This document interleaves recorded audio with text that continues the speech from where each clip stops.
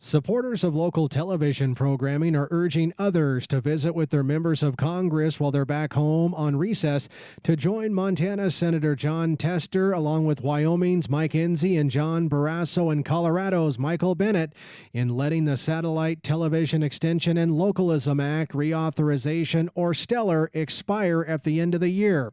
Senator Tester says everyone, not just those in urban areas, should have access to local news, weather forecasts, and more. It is just really important. I mean, we've had some incredible wildfires the last few years. This is just one example. We've had floods recently. Those local news stations do an incredible job covering those disasters. And then, if you're in agriculture, the first thing you do in the morning is take a look at the weather forecast and see what's going on. And oftentimes, for me anyway, you turn on the TV and then you get out of bed and you're listening while you're getting dressed and getting ready, and you're hearing that weather forecast. If in fact they didn't supply these local channels through their satellite network, then you're just flat out of luck. You got to go to a different way to get your information, which I think is totally unnecessary. Whitney Klasna is a farmer and rancher and agricultural leader from Lambert, Montana.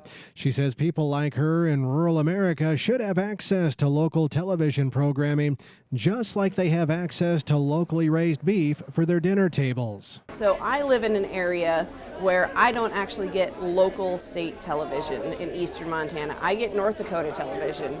We don't even get local PBS. We can't even figure out what's going on in Montana politics or anything in our local news. So having that local TV aspect is huge. And I'm a huge proponent of buying local beef and having that access to the people in our communities that they can buy local beef. Why can't we have local television too?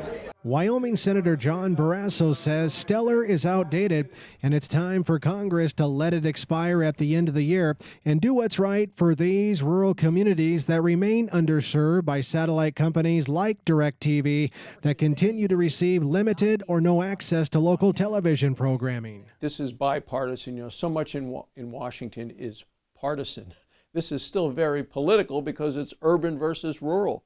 So we have the whole Rocky Mountain West, Montana senators, Wyoming senators, Colorado senators, all with concerns about people in local areas being able to get local news and weather updates, alerts about emergencies. That's what we're focused and fighting for, and that's what we're going to continue to do.